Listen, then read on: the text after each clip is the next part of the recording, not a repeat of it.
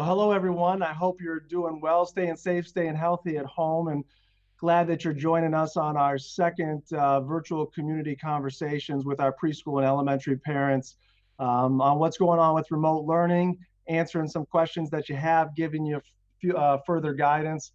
With anything that's new, we did have some online learning aspects of our curriculum in the past, but with anything new, we're going to learn more, we're going to do better, we're going to grow as we go throughout this. So what we want to do today is to give you an update on some of the things that have been going on, some of the lessons that we've learned, where we're going to kind of evolve and grow our plans a little bit. We're going to answer some of the questions that you asked last time that we didn't have an opportunity to get to. And then lastly, we are going to answer any questions that you submit via the live Google form that was sent to you via email yesterday. So we hope that you find this informative and that we're able to answer a lot of your questions, give you some additional clarity, and let you know where we're going in the next week or so as a district. So as you can see, sharing slides again with you. I don't know if you saw this. This was floating around a lot of social media channels last week, but I think it's a nice summary of kind of where we're at as a state, as a nation, and as a community and a school district. And I'm not going to read it to you, but basically, for those of you that can't see it based on your display, it says, with the COVID crisis, we're all in the same boat.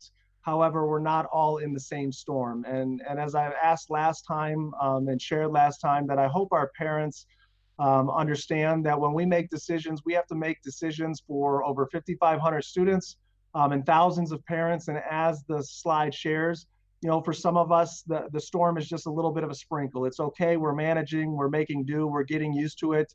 And if you equate that to work, maybe the work that we're providing in preschool or elementary, you may see, hey, I need more. It's not enough. It's not exactly what I'm looking for. And then we have other folks that, it's not a sprinkle, it's a storm. And things are a little more hectic for them and their family and their kids.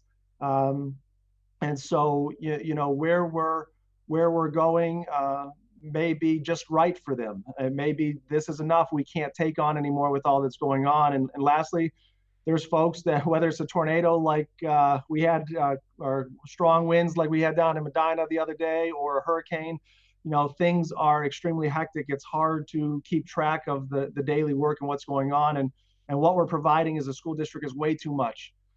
So I hope this kind of paints a picture that we're doing what's in the best interest of what we feel is in the best interest in our kids and our community.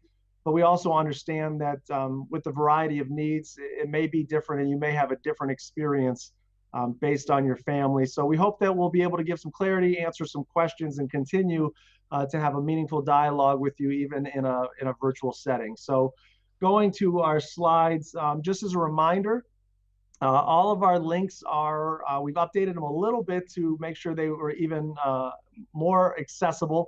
So if I slide to our webpage, you should be able to see that under the shortcuts, that remote learning plans and resources is the top link there. That extended closures, which are all my emails, communications, that's number 2.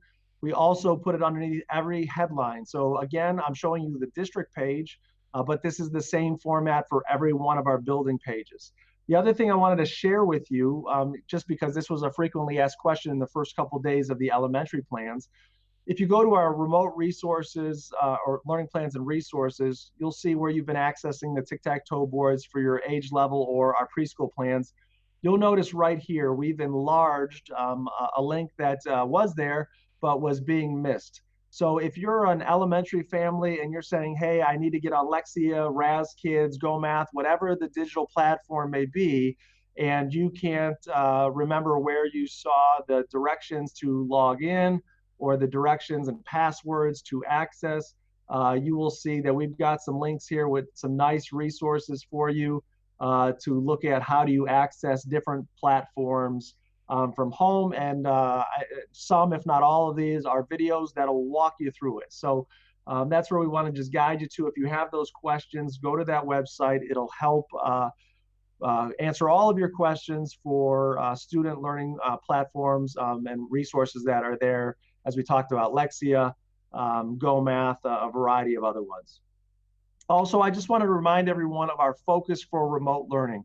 what we have told our teachers and the direction we've given them is we want them to focus not on every single thing that was going to be covered trimester 3, but what are the essential components of the standards that they needed to cover? What are those key learning aspects that are critical for our students to know and be able to do and have a level of competency with as they move to the next grade level? And so that's where their areas of focus are, and that's where, and the foundation for how we develop the tic-tac-toe boards, because our goal is to continue learning, to create lessons that are engaging, that are motivating and inspiring, to give choice at the elementary level and options, and to make sure that as we go forward, it's not a bare minimum foundation. Our goal is not just reducing gaps in student learning. Our goal is to increase student learning as much as we possibly can so that we can alleviate as many of those gaps that may be there when students come back. And we're also starting to plan when we eventually do come back to school, what are we going to do as a school district to address some of those components that kids would be missing from living in a remote learning environment for a quarter of their school year if we do not come back on May 4th.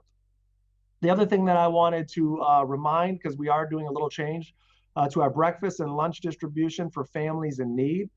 So if you are a family that is picking up our lunches and breakfast, you've been doing it on Mondays and Wednesdays. Effective next week, we're just going to Wednesdays. So we're going to provide you with food for an entire week, breakfast and lunch for the entire week. But we're going to go to a 1 day a week pickup, and that's Wednesdays. So based on the governor's current closure order, those pickups will be April 15th, 22nd, and 29th.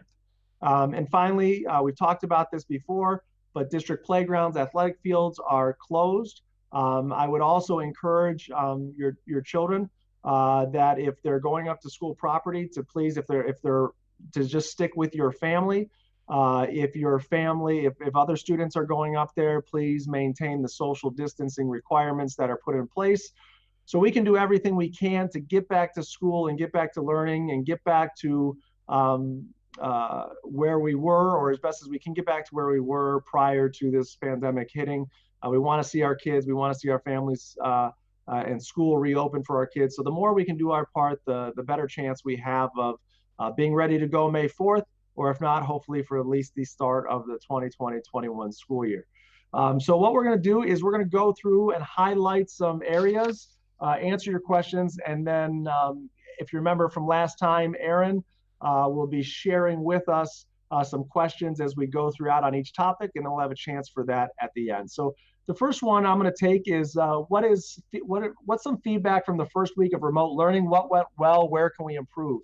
So I may have mentioned it last time, but the idea that we have completely shifted our organizational structure and framework for education in really 2 work weeks and have things up and running for remote learning. I'm extremely proud of what we've been able to do as a district and the remote learning experiences that we're able to provide for our students in preschool and elementary grade.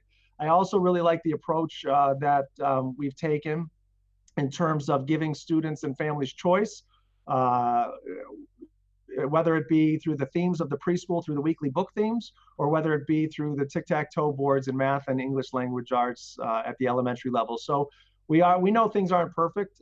We know that we had some tech issues that we had to work through and settings on the links the first day or so, but we worked hard to get those up and going. And altogether, the comments that we've been receiving have been pretty positive. That doesn't mean there's not opportunities to learn and grow and reflect. And so one of the challenges that I've posed to our staff as we move into the next week of this, or the future weeks of the tic-tac-toe boards of the elementary level, is to continue to reflect on what are those essential learning components. Are we creating experiences that give autonomy, that give choice, that give options? Is it work that is meaningful, is engaging, inspiring for students, that focuses on those key learning standards and moves learning forward? And most importantly, is that it's applicable in a remote learning setting. We understand that some of the tricks of the trade that we use when we have students in front of us, you may not have the resources, the materials, the technology, whatever it may be in home to recreate learning. So we were challenging our teachers to make sure that whatever we're creating is meaningful, but can also be completed without frustration and at home in a remote setting.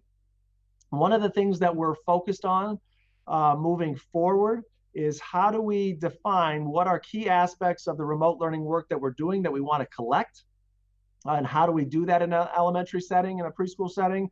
And then secondly, how are we going to provide, and how are teachers going to provide meaningful feedback to your children and to you about your student learning, so students can continue and families can continue to see, how is my child progressing towards mastery of the learning outcomes, of the success criteria, of what we want kids to learn for the areas of focus that we have. So that's something that we've started working on and we're going to continue to work on.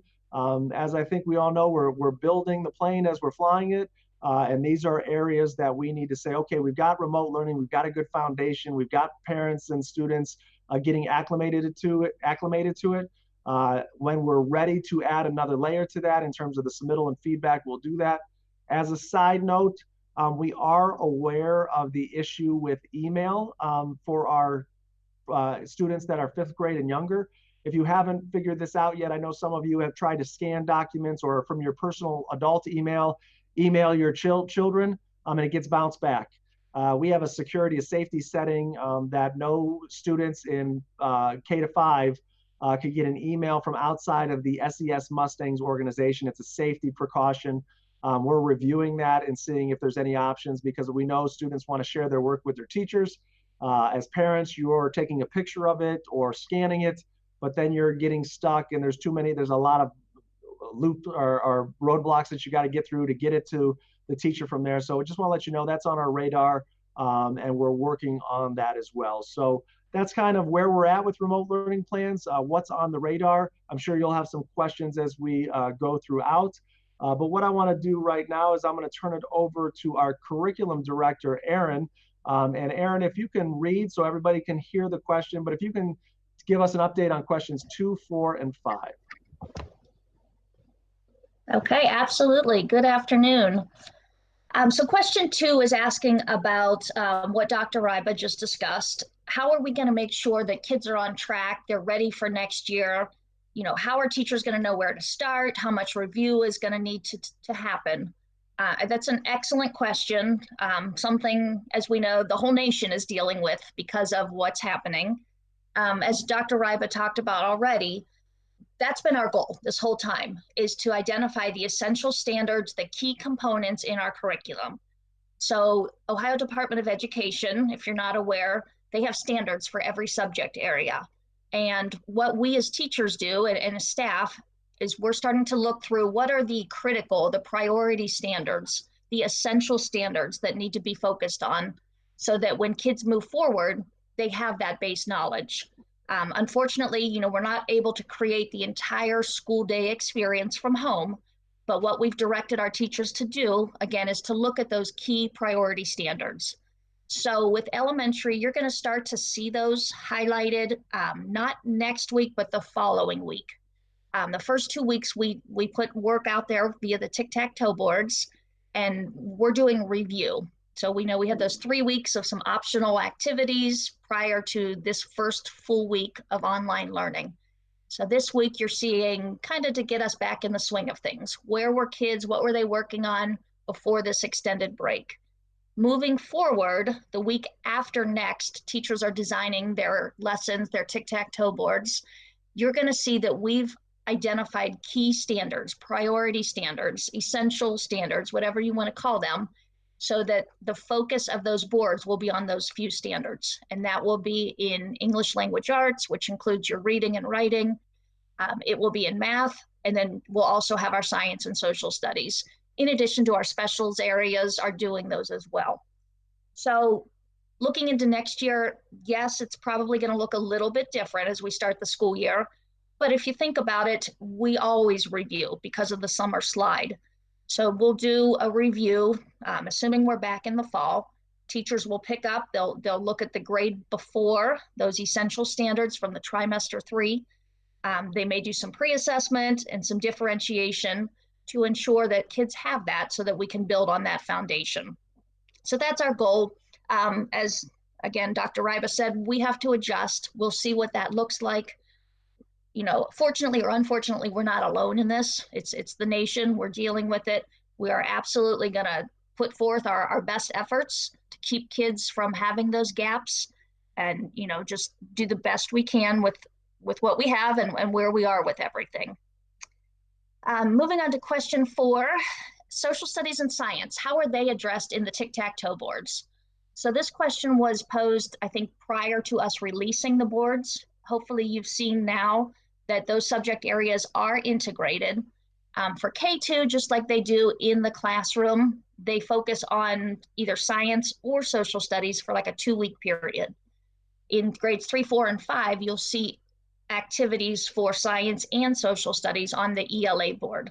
So we want to incorporate it with good, best instructional practices. So you'll see some prompt or an article that's dealing with science and or social studies, and then the writing, the activities, whatever activities go with it are the reading and writing components, so they're integrated.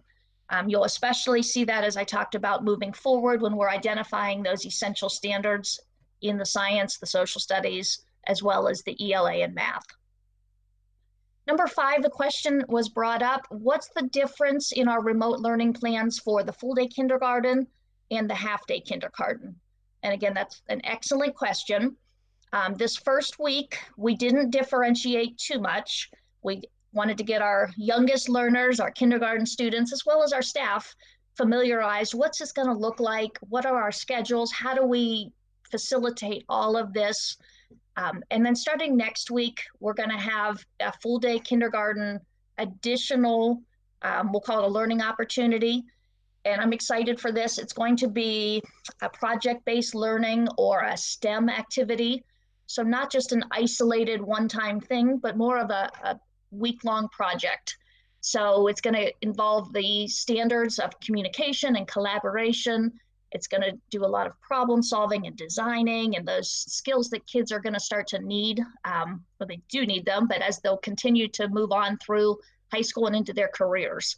So it's an open-ended opportunity. I think the kids are going to enjoy it. It's the creative type problem solving.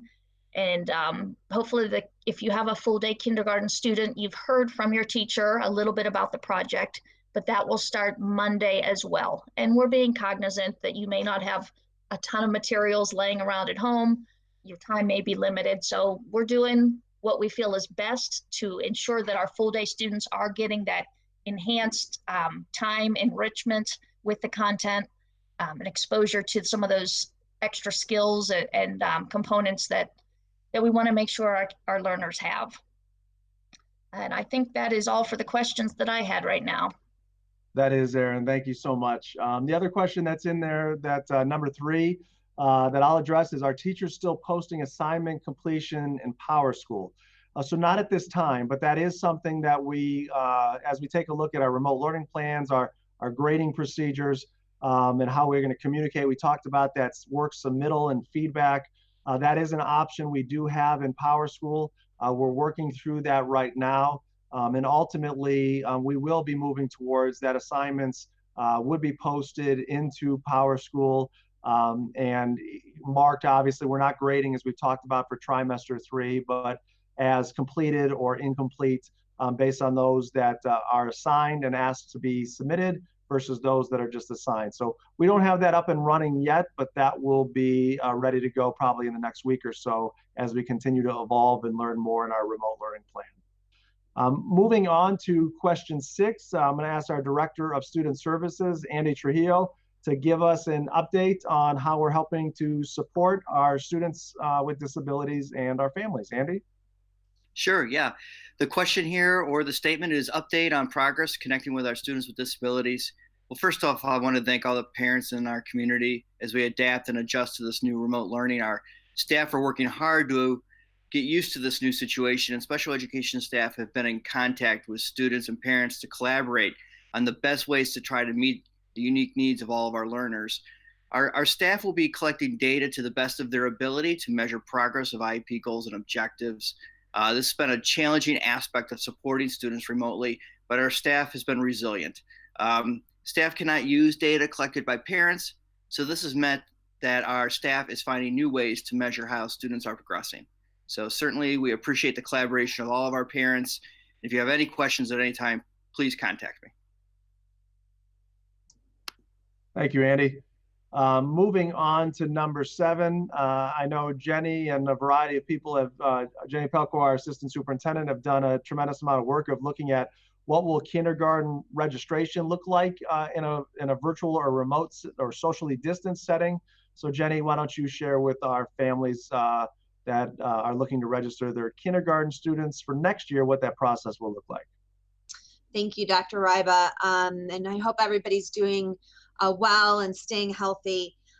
Yeah, so this morning, actually, those of you who have pre-registered for kindergarten for full day and or half day should have gotten an email about the requirements that are needed. We want to get started on this because there are a lot of forms and documents to collect, and so we want to make sure that everybody's registered correctly, and therefore we can know our numbers and make sure we staff appropriately. So the first thing in the email, if you didn't get it, but if you just didn't, make sure you just check your email, check your spam, check everything, make sure you got it. And if you didn't get it, we can reach out to me. I can make sure that you get the information. But the first thing we really need is to make sure that you're still, your decision to go to full day kindergarten and or half day kindergarten has not changed. That's important as we staff. So that's one thing that we definitely want to know. If your situation has changed, just please let us know so we can make those changes. A couple things that you're going to need for kindergarten registration is a certified birth certificate, proof of residency, which can be a utility bill, from March or April. It could be gas, electric, sewer, water, any of those would work. Even a cable bill or a signed lease agreement works. Any custody agreements, we need to have those. Immunization record, we need a copy of that. And obviously, if your child has an IEP or an ETR, we would need a copy of that as well. So we have some options for you to submit these documents, and we're going to take these all the way up until April 30th. So we wanted to give you plenty of time to get these to us. I know, with everything going on, sometimes you need to locate these things. But if you can't get it by April 30th, just let us know and we'll work with you. But you can scan and email them, and you're going to email them to Sue Koheiser, our registrar. Her email is online. It's SKOCHEISER@scsmustangs.org. Sue Koheiser is her name. And you can scan and email your documents to her. You can also use a Dropbox. We have a Dropbox located right outside of our administrative offices that would work if you want to drop off copies of the documents for now. You can also just take pictures of them with your phone and scan and email them to her at her address as well through email. So any of those options work. If something doesn't work for you, please just let us know and we will work with you. And again, we would like these by April 30th. From there, we will continue to send updates and emails on, a lot's going to depend on when we're open as far as kindergarten screening that usually takes place in August. So we'll get you all the information you need and get everybody registered for kindergarten. So thank you. Thanks for the update, Jenny. Moving on to some additional questions, let's get some updates on technology. So our Director of Instructional Technology, Dave Binkley, will get on line with us. And Dave, if you can share some updates to questions 8 and 9 for us. Can do, Dr. Ryba. So number 8 says an update on Chromebook distribution and Chromebook repair. We are still distributing Chromebooks as the need arises for our students. If you are in need of a Chromebook and you have not received one yet, please send me an email. My email is online, and I will send you a copy of the agreement contract, and we'll set up a time to pick up the device. We just finished our 3rd round of Chromebook distribution last night. Concerning Chromebook repair, if you are K5 in this conversation, if there is an issue with the Chromebook, there is a link on the remote learning website, or there's a link on that half sheet of paper that was within the bag when you receive the Chromebook, and you can fill that out. I will get back to you with either troubleshooting via email, or we'll set up a time where you can swap the device and get a new one, so that way your remote learning will not be impacted that much. And for number 9, it says Zoom is blocked on SCS Chromebooks. Are students supposed to be using Zoom? And the answer to that is no. We have it blocked for a reason. There's a lot of safety issues right now with Zoom. Whenever the instructional technology department starts to review any kind of application or software, there's a lot of criteria that goes into that. And we saw some potential issues with Zoom early on. And so we try to stay within our system, which is Google Meet or Google Hangouts Meet. And so that's what we're asking our teachers to use and our staff to use when communicating with students through video conferencing. Thank you, Dave, for those updates. And just as a reminder, just as a general reminder, as you get Chromebooks, if you're not familiar with Chromebooks, they are Wi-Fi wireless devices only. If you do not have an internet connection at home or a hotspot, they do not function like a laptop. They're not going to work for you at home. So you need a Wi-Fi signal or a hotspot through your phone.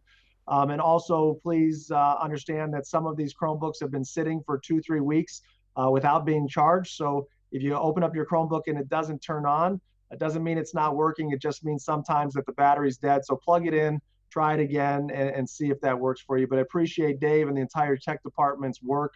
I think we're over 1,200 Chromebooks that have been distributed. We're going to continue to keep our parents that need Chromebooks moving forward to get those in your hands. And so go to that website, that remote learning plan, for the break fix, as well as other opportunities to get the Chromebook if needed. Now, moving on to our next topic of, I'm sorry, I skipped one, number 10, about are we required to submit completed work to teachers? If so, how will that be done? I shared or alluded to that answer earlier. There's nothing that's, there may be some things required, or teachers will say, hey, share this with me. I'd like to see what you're doing. Teachers will direct that individually. It's probably pretty minimal right now at the elementary level. We're going to give clarity to our staff on that in the weeks to come, and how to do that because of the email challenges we talked about before. And most of our elementary students and their teachers are not using platforms like Unified Classroom or Google Classroom or things of that nature that make it easier to submit. So do the best you can right now. There's no grades trimester 3, right? So no students are going to be penalized, and teachers are understanding that we may be working through how to do this in an easy and seamless fashion. But we'll be giving further direction to our staff and to our parents on submittal of work and how that can look in an effective and efficient manner in the near future. Now with that, we're going to transition to building and facility access and a variety of topics that our operations manager, Steve Breckner, are going to address for you in terms of what you may have at home that you need to return or what's at school that you may need to get. So Steve? All right, so the first question I'm going to address is people are wanting an update on returning to schools to gather essential materials. If you've been, and hopefully you have, as well as we have, been paying attention to the governor and his mandates right now, we're coming into a period of 2 weeks where all the experts are feeling we're going to be seeing the peak start to hit of the number of cases. And of course, they're asking for everybody to stay in place as much as possible to stop the spread of the virus. So in saying that, we do have a plan.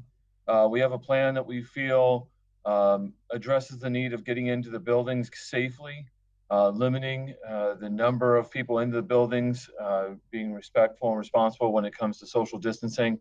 However, it does not make sense to us right now in this period of 2 weeks where the governor is asking everyone to stay inside to reduce the number or the spread of the virus in this peak time to open up our schools. So as we get closer to that May 1st date, we're hoping to get more direction from the governor regarding if we are going to be coming back into session this year, or if it's going to be where we no longer have school in session for the remainder of this year, and then, of course, mandates moving forward from there. So the plan has been worked out. What we will be doing is sending out information that will allow students and parents to come into the various buildings, not only by grade level, but also alphabetical, and also restricting access through the buildings from certain points, again, to limit the amount of people coming in and out of the buildings and congregating within the buildings themselves. So that is the most up-to-date information that we have to give, is that the plan is been worked out. It is ready to go. We just are awaiting the time that the governor is going to say that it's appropriate for us to implement that plan. The second question is, my kids have school library books that they'd like to return. How and when should we return them? That will be communicated to you from the individual buildings. Right now, of course, if you have a school library book, there's no fee that's being assessed or any kind of penalty. Please just make sure you know where those are, and then we will, the buildings will communicate with you the appropriate time to return those and get those back into the schools. My kids have finished up the artwork from class that we'd like to pick up. How or when can we pick them up? That would also be something that could be accomplished in this plan that we'll roll out when it's appropriate. All of that artwork is there. There's been no one in the buildings other than we have custodians coming in once a week at this point to do building checks. We've had secretaries come in to sort mail and make sure that we're gathering the essential pieces of mail, such as invoices and bills, and get those to the treasurer's department. Other than that, we had one day where staff could come in and get essential items for them to do the online learning opportunity component. And everything has been safe and sound, locked up inside the building. So once we open up the buildings and you feel like you would want to pick up that artwork, then we will be able to accommodate that at that time. Thank you, Steve, for that update. A couple more questions, and then we'll open it up to questions that you may have submitted online. The next few on events and extracurriculars. I'll take the first one is for the kids entering 6th grade next year. How will 6th grade camp trip be handled if we don't have school until the fall? I cannot answer that question because the 6th grade trip is not a school-sponsored trip. So usually at this time of year, I get notified of who the parent volunteer that's coordinating the trip is, and they communicate directly with our families, and we approve dates. So I can't recall off the top of my head whether I've seen that yet, but that's something that happens outside of the school district.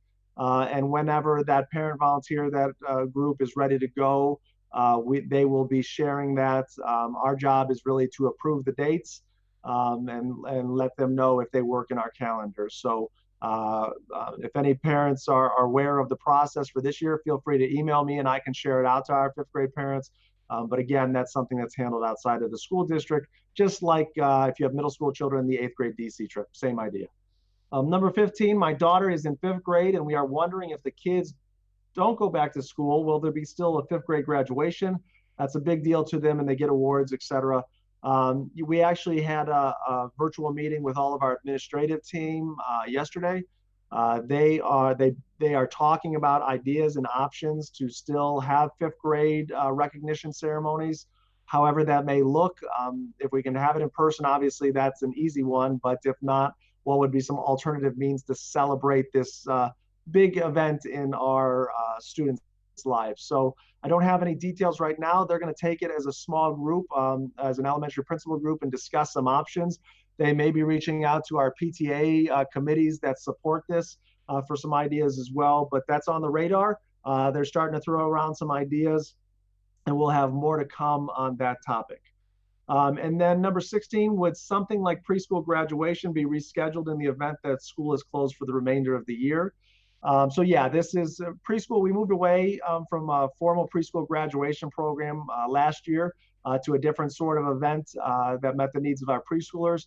But in terms of whatever end of the year events, whether it be in preschool or kindergarten through 5th grade, if it's a monumental event outside of end of year class parties or field days or things of that nature, if it's a significant ceremony or event that we've had, our staff, our administrative staff is working on alternative means to have that. So one of the things, just so kind of everybody is aware of our cadence for our decision making, right now we are focused on what do we need to do between April 6th and May 1st, which is our current closure and our focus on remote learning.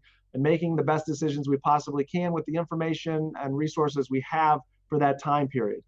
As soon as the governor makes a decision, whether it's coming back on May 4th or whether it's extending the closure, then we will shift our focus to that next segment of decisions of what are we going to do if we're closed the rest of the year? What decisions do we have to make for May 1st through May 29th? Now, some of those in the older grades we've made, prom, commencement, things that we have venues and have to schedule and reschedule, and it's outside of our control. We've worked on those early, but things that are within our control and are on property, we will be focusing on all of those end of the year decisions after we figure out the governor's stance on schools and we get closer to that May 4th date. So we do have one more formal question, and I'm going to turn that over to Jenny, who's going to talk about scheduling. Jenny? Thank you, Dr. Ryba. So yeah, the question is, what is the plan for scheduling for other grades? So kind of interpreting this more toward 5th grade students going into the middle school next year.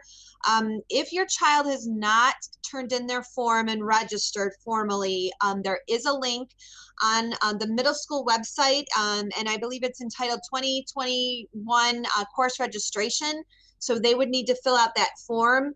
However, if you're unsure if they've done this or not, I know our elementary principals and perhaps school counselors will be reaching out to those that need to register. So they will reach out to your 5th grader or to you and let you know, hey, you need to go out and fill out that form online. So I hope that answers the question.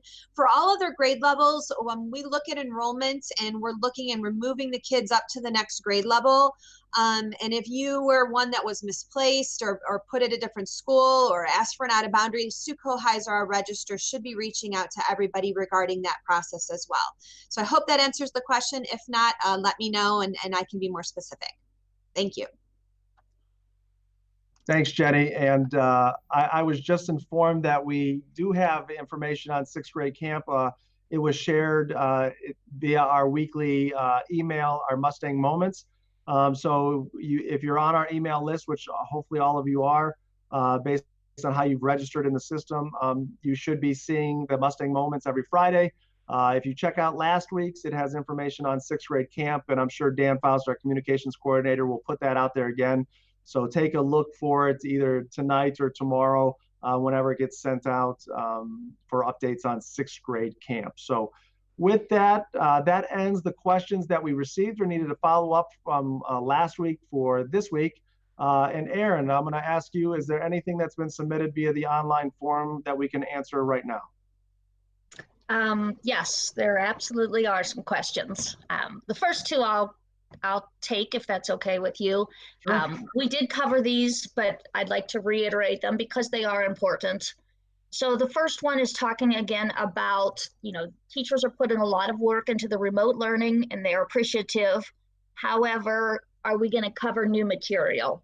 For example, in Go Math, continuing with that.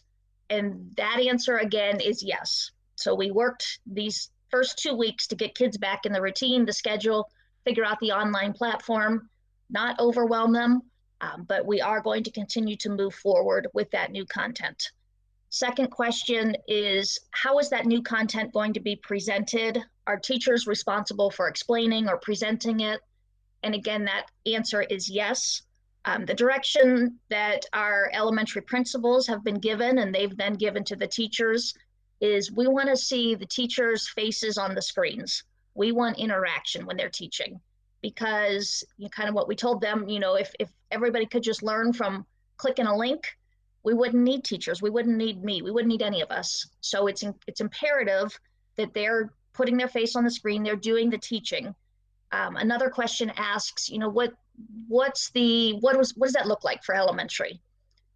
And that is tricky because we're dealing from all ages, from 5 all the way up.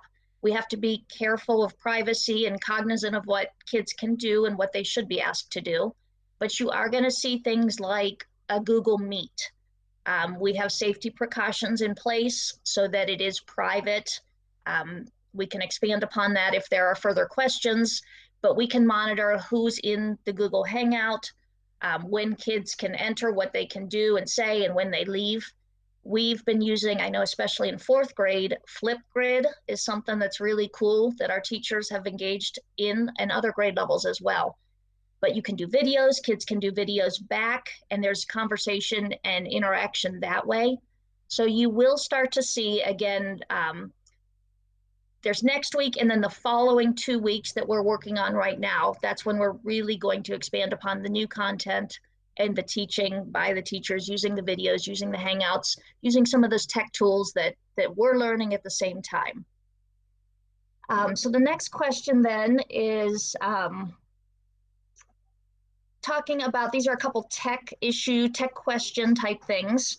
One says, why are there so many online assignments that link to PDFs that can't be open in Google Docs? So they have to print them. It's an added expense. So I don't know if you want me, Cameron, to take that, or if you want to take that, or Dave. If you want to start, Aaron, then we can go from there. Okay.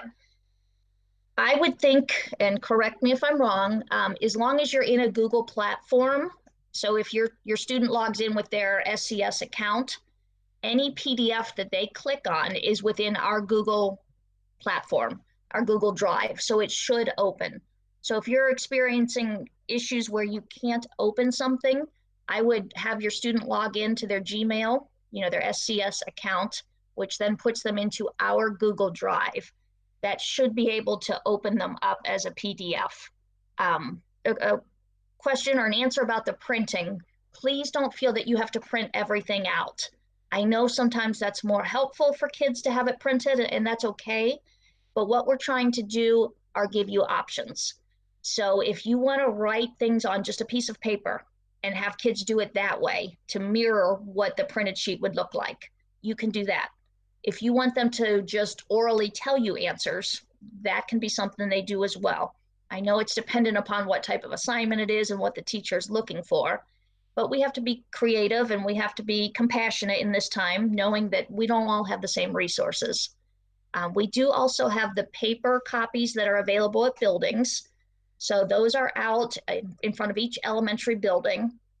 It does have the center activity printed off, and it has the needed components of that center activity. And then it has 1 or 2 other activities. I do have to say that it's not the complete board of every single activity, because some of those aren't tech, or they're tech needed. They're links to videos or they're links to something online. But we have included enough non-tech items that students can do that in that capacity. So if there's any follow-up there with Dave or Cameron. Yeah, I'd just like to add, Aaron, I think that was a great summary. And, I'd ask everybody just to remember the directions for the tic-tac-toe boards, which is that you have to do the center square. So we're providing you with printed copies if you need them at the buildings for that center square. Then as you go out, you just have to create, at a minimum, a connecting of 3 vertical, horizontal, or diagonal. And we're going to provide copies of those that require a possible copy. So for those of you, and we encourage you to do that, want to go beyond those 3, yes, there may be some. And I hope, as you know, whether it's from your work experience or other personal experience, that not every document we get is editable or in a Google Doc or Word doc. Some things come in PDFs and you have to transfer them and use those suggestions that Aaron said. But I believe that we've tried to cover what we're requiring kids to do. We're giving access through copies at the school. We're giving access through our partnership with Staples to print that off for you at no cost. And we're giving access to a variety of activities that require no printing to do that. So you're exactly correct. It's not a perfect system that we're going to be able to recreate and have everything that's paper free. Especially as needs of kids are. I'd rather do it with paper and pencil, but we think we've done a decent job of covering what is required and giving parents options to not have to use their own ink or own printer at home. Other questions, Aaron? Sure. This one just adds on to that a little bit, and it has to do with turning in the work to the teachers. So with 2 kids in the district, some things are needing to be printed or screenshots sent to the teacher. It's a lot of printing. They don't have unlimited ink access. It's hard to leave to go to Staples. So one more time, can you just reiterate the expectations of what turning the work in looks like, or what it needs to look like? And maybe if someone missed the part at the beginning that you talked about with the email accounts. Yeah, so we are working through, that's one of the things as we're working through this that, is the first part was how do we get remote learning plans that's easily understood, that's transferable, that's accessible to all of our families, and is meaningful work. And now we're looking at how do we select which works should be submitted, and how do we actually submit that? So I know some teachers are working ahead of the game. And if you're having issues, please just reach out to the teacher via email and say, hey, we're having issues with submitting. Can you give some options or give us a little bit of time? So there's going to be no penalty. We don't want you to get frustrated at home if you're having issues with submitting work. A lot of our teachers are using tech options, such as Aaron mentioned, Flipgrid or other options where they can share, or taking a picture on your phone and sending it, whatever it may be.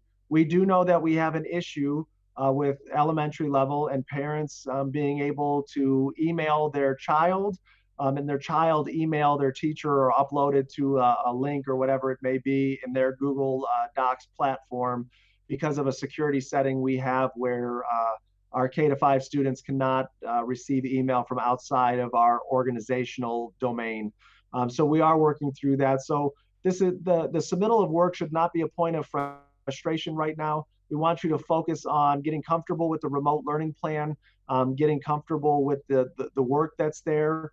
As I shared in my last answer, if it's something that you do not want to print, be creative and look for other avenues to just write the answers on a sheet of paper or recreate it in some other way.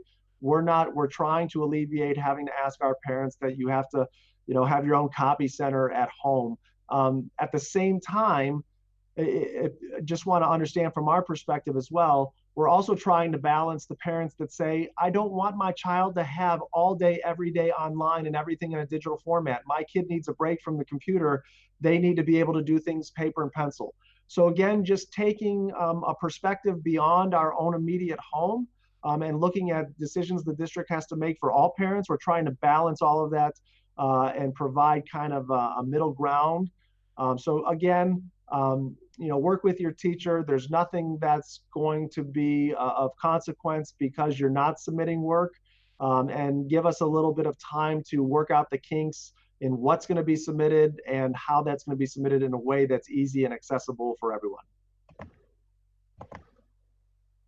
And I just want to jump in with that, or to continue that as well. You may have noticed, parents, the middle square on the tic-tac-toe boards. Once we got some feedback, we set that to automatically force you to make a copy. So when you open that middle square on the ELA, it doesn't allow you to do anything until you copy it. And all that means is you're saving your own copy. From there, you can share that back out with the teacher because your student or you are in the Google platform. So there were a couple questions this week on why is it forcing me to make a copy? That's the only reason. We were getting a lot of requests for access to the document, to edit, to type in it. And so whoever created that template, which in this case was me, would get 20, 30 emails asking for access. So we hoped that we made that a little bit more streamlined for you. When you click on it, it forces you, it makes a copy. Your student then owns that. So they can type right in it. With Google, they then can share it back with their teacher, and that eliminates some of that printing and turning in that we had talked about. One other question that I'll reiterate here, can elementary do a little bit more of recording lessons like middle and high school? And I think that's a wonderful idea. We recently got in our Google released a way for us to record our meets. So we can either share those out, teachers can share those out using, being cognizant of the privacy concerns, of course, or we have Screencastify, which allows teachers to make a video, share that out. So I do think you'll be seeing more of that. I know you'll be seeing more of that in the upcoming weeks. So 2 questions about teachers and office hours. Is it acceptable, or why would it be acceptable for an elementary teacher to have their office hours from 8:30 to 9:30 a.m. that's outside of the school day? Can it be required that they're available for just more than an hour? And is there a requirement that teachers engage with all students? Some concerns as to the amount of interaction or engagement that this parent, this family is getting from the teachers. So Aaron, help me if I miss any of those components of the question. But to start off with, in terms of the office hours, what we're trying to balance is providing an office hour for all students to have access to a teacher where that teacher's available. I do understand the concern of, it's outside of the typical elementary day that starts at 9 o'clock. We're also trying to be understanding of our staff and their families, and I don't know the specific teacher, but we have a lot of young kids in our teachers, so that may be a time where there's a family member around or a spouse or somebody to help out if they have young kids. But that's something, if you have a question about office hours, I would encourage you to please reach out to your building principal. That is something that they're overseeing. And so getting into the weeds of the details as to why it's 8:30 or 9:30, they would have more intimate knowledge. And they may say, yeah, you know what, we need to move this to the traditional school day. That makes more sense. So please reach out to your building principal in terms of office hours. In terms of expanding the time, I want everybody to just to kind of reiterate the purpose of office hours. It is not saying that teachers are not going to communicate or contact or work with students outside of that.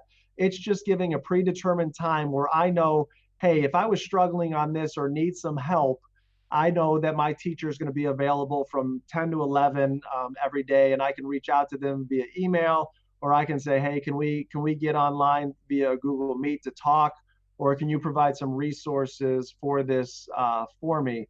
So in terms of the office hours, we're not looking to expand those at this time. If we continue in a remote learning setting, we are having internal discussions about what is the pace and the scope of work that we're going to expect each week, and what's going to be the scope of office hours and remediation and support and help. But in these first weeks, we really want to understand the system, get comfortable with the procedures of the system, have you get comfortable with how it works at home and a schedule for your kids to do the work. But please know that if you have a question at 2 o'clock and the office hours end at noon, send an email, reach out. Our teachers are more than willing to help out. And I think the last part of that question, if I remember, is what if I feel that I'm not getting a level of engagement with the teachers that I would be expecting? Right.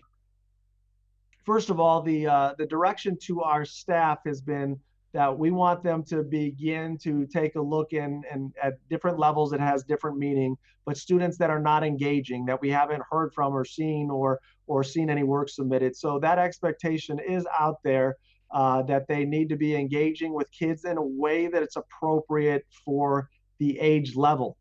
So that as we take a look at the tic-tac-toe boards and what's out there and what's available for our kids and families, making an assumption, they may be waiting during this week of review and feel that, hey, I'm here to help and support and guide if you have any questions. And if I don't hear from you, that you must be doing okay. So I'll focus on the families and the kids that I'm hearing from.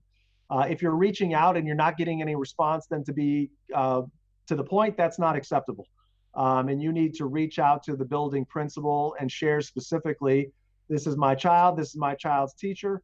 And we've emailed, we've tried to contact, we were stuck and we're not getting any response. We need to do a great job of customer service. And if we're not doing that, then that's our issue to correct, and the building principals will correct that. But if it's more of, hey, I'm waiting for my teacher to reach out and check in on how I'm doing, I would encourage parents to take the first step in that if there's questions or a higher level of engagement that you want. As Erin talked about, as she shared, as we go into the week of April 20th, when the new boards are out, that's going to be new learning material. Yes, that expectation gets raised where teachers should have interaction with the kids, should be having some touch points with the kids, should at least have some live or recorded lessons for students to look at so they could see that, have that virtual interaction or connection. But we both need to do our part to reach out when we're not seeing kids connecting or kids are having trouble, and parents reaching out to us if we can be of any additional help or service. Erin, did I capture anything or everything, or did I miss anything? I think you did. Thank you. Two more questions. First one is with regards to chat on the Google Documents. Is there a way to turn that off, and or are there expectations with kids as to how to be using that? So Dave, you can jump in if I miss anything, because we had a conversation about this yesterday. So for those of you, see, the beautiful thing about all of this remote learning is we're all learning new things about instructional technology tools and Google Docs and all of this stuff. As I know it can be taxing and frustrating, I hope we can still see some of the positives of the learning that we've all done as we adapt to new technologies. But one of the things that if you've looked at the Google Docs or know Google Docs a little bit, they all have a chat function on them. This is different than comment. Comment is where I can comment on a document and add feedback. Chat is just as it sounds like. I can hit the chat icon and a little screen pops up on the side, and I can talk or chat with whoever's looking at the document on the same time. We've looked at that within the Admin Council for Google, and we have not found a way as of yet to turn the chat feature off. We're still looking to see if there's an option there. But when I update, I'm going to try and stick with a pattern of weekly update, email update to our parents. But when I send the update next week on Monday, one of the things that I will share is, even though we're in a remote setting, school rules do apply. I'll share our acceptable use policy. So something to reiterate with your students and your children, rather, is that even though they're at home, they are engaged in school. Our school handbook still applies. Our acceptable use policy still applies. And as I share with my kids, if you want to put something online or put a video out there, if you think mom and dad would not be happy with it, or you wouldn't be comfortable saying it to me, then you shouldn't be comfortable putting it online or putting it on a chat. So that's the message that we need to share, that as long as we don't have the ability to shut it off, that let's make sure it's school appropriate. Let's make sure that it's something that they would feel comfortable saying to their family or grandparents, whomever it may be. Because if not, even in a remote setting, we still have rules and have alternatives to enact those rules if students violate them.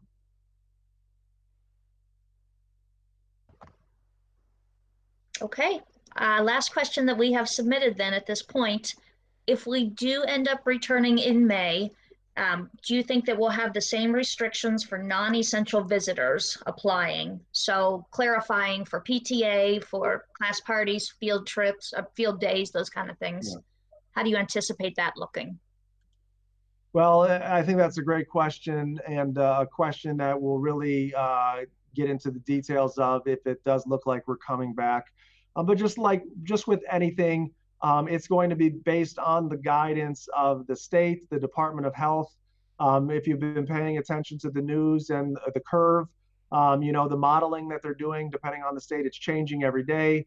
What was 10,000 at our peak, I heard today, is going to be 1,600 at its peak. So I think decisions are going to be based on the best available data at the time. So I can't predict as to what restrictions will be in place. It will be all based on if we come back, what are the guidance and best practices from the governor and the Department of Health, and we will implement those procedures accordingly. Okay, so I know those are you all said the last question, but is that officially it, Erin? That is officially it, yes.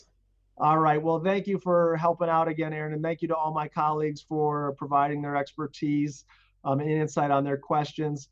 Again, this will live online on our webpage moving forward. If you have friends or family that couldn't see it live with us today, just as a heads up, we are not planning on having another one next Thursday. We'll determine if there's new information to share, if there's updates, if we're seeing themes or questions, we will. We'll keep with the same idea of Thursdays at 1 o'clock. And we'll definitely come back, maybe not next week, but the week after, if nothing's pressing. But we appreciate you engaging with us, your patience, your kindness, your compassion as we go through this. Know that although we can't see you and have you enter our buildings, we miss you, we care for you and your kids, and we want nothing but the best for them during this closure. It's been extremely difficult for all of us, I'm sure for you, for a variety of reasons as a family, but for us to take a huge part of what we do and why we do it and not have the opportunity to experience that on a daily basis. And just know that our teachers and our staff are there with you, and we're going to continue to do the best we possibly can for our students and for you, our families. So hope you have a wonderful Passover, a wonderful Easter for those that are celebrating, and a wonderful weekend. And just a reminder that Friday and Monday are days that the district were closed for students. So there will be no remote learning on those days. There'll be no office hours, and everybody can take a long 4-day weekend to catch their breath and get ready for remote learning, which will get back going on Tuesday. Everybody have a great rest of your day.